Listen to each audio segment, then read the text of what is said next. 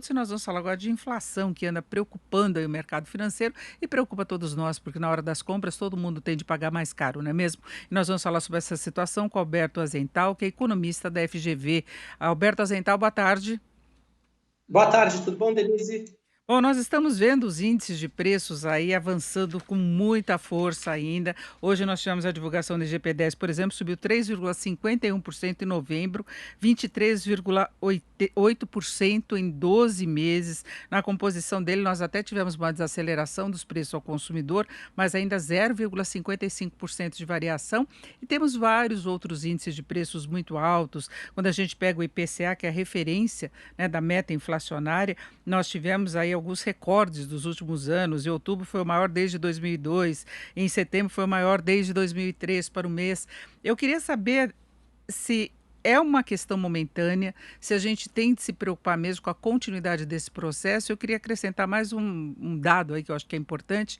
O ministro Paulo Guedes, na semana passada, no começo da semana, chegou a falar do risco de hiperinflação, relacionando o problema de pressão de preços a uma suposta desconfiança em relação à dívida pública, a pressões, a cobrança de juros mais altos pelo mercado financeiro. Depois ele percebeu o impacto negativo que teve aí na percepção do mercado e falou em um aumento mais persistente dos preços. Eu queria saber qual a sua avaliação em relação a esse comportamento da inflação.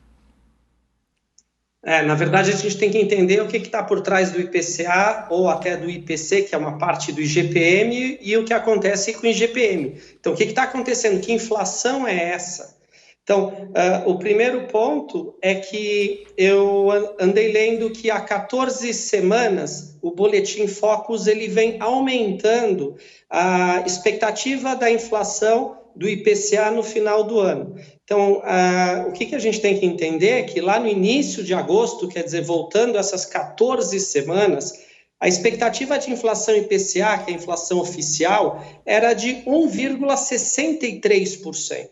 Então, era muito baixa. A gente estava no meio da pandemia e havia uma expectativa de inflação baixíssima.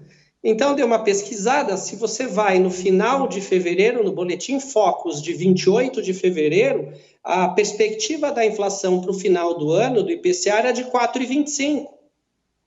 Então, no começo do ano, a gente falava em 4,25 para uma meta de inflação definida pelo Banco Central de 4%. A nossa meta é 4, mais ou menos 1,5%.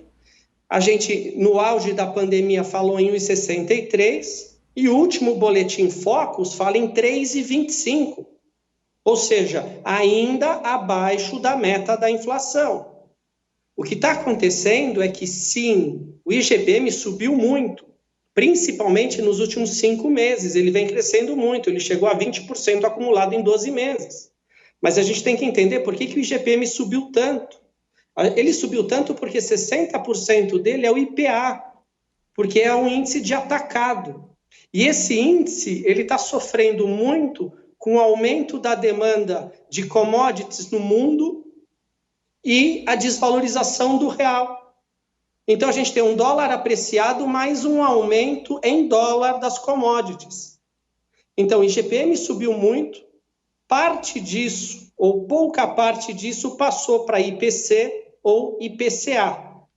Então, ainda não é nada alarmante, os números estão dentro do que seria esperado, e depois a gente pode falar, então, da questão da persistência. É, exatamente, porque o último IPCA mostrou uma disseminação de aumentos maior, pegando mais setores, não é? E fica sempre aquela preocupação, quando o senhor citava, por exemplo, a projeção de fevereiro, é porque se previa também o crescimento maior da economia, alguma coisa em torno de 3,5% era a projeção. No final das contas, nós vamos ter um tombo, que o mercado até vem reduzindo, mas deve ficar em 4,66%, também de acordo com o último relatório Focus.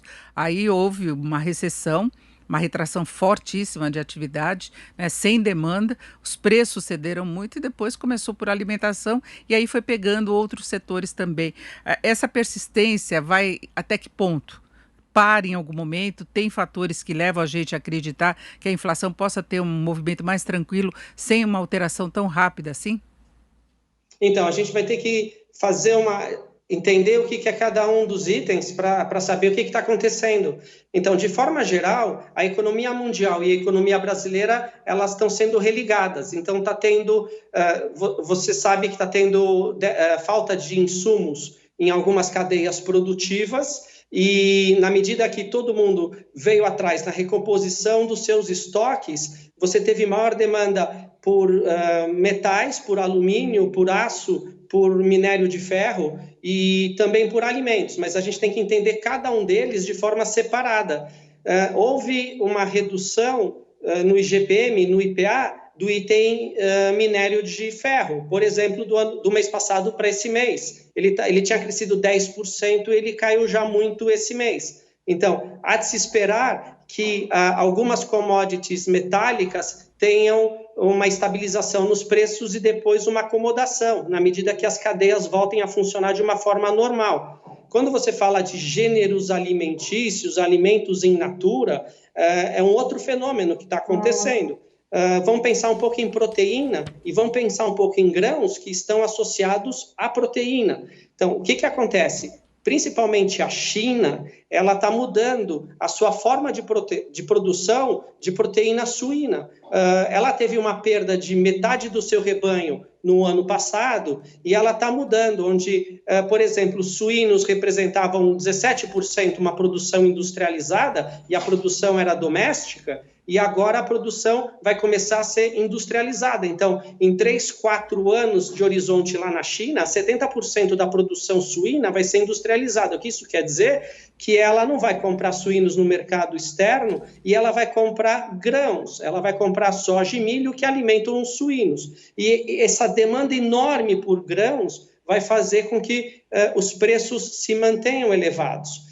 Do ponto de vista de mercado interno, é bom lembrar que várias safras, como milho, como trigo não, é mais para o final do ano, mas milho, arroz, feijão, eles estão sendo plantados e vão ser colhidos entre fevereiro e março, fevereiro e abril do ano que vem. Então, é provável que para o começo do ano que vem a gente tenha uma maior oferta de grãos e que isso possa suavizar um pouco a pressão inflacionária por aumento de demanda. Então, na sua avaliação, não deve haver problemas maiores, por exemplo, para cumprir a inflação do ano que vem? E aí eu coloco uma outra questão que o mercado tem especulado há bastante tempo, é se haveria necessidade de uma mudança na taxa básica. Aliás, o relatório Focus já traz a previsão de que no ano que vem a Selic, hoje em 2%, suba para 2,75%. Mas essas pressões de curto prazo necessitariam talvez de um ajuste dos juros antes do começo do ano que vem? Então, ainda pegando um pouquinho do final da conversa, do que a gente conversou agora no momento anterior, é muito provável que a demanda por grãos e por proteína animal ela ainda se mantenha elevada por muitos meses e que entre o ano que vem. O que a gente deve esperar é que esse aumento de preço incentive uma maior produção de grãos. Então, aí sim, no início do ano que vem, pode ser que a gente tenha uma queda de preços em função de um novo equilíbrio entre demanda e oferta. Isso mais em relação aos grãos e proteína. Agora, essa questão de aumento dos alimentos, principalmente daqueles in natura, principalmente aqueles pouco processados, de baixo valor agregado, ou seja, das commodities, é interessante, porque, de certa forma, eles aumentaram, eles impactaram bastante no IGPM, que de certa forma passou um pouco para IPC e IPCA.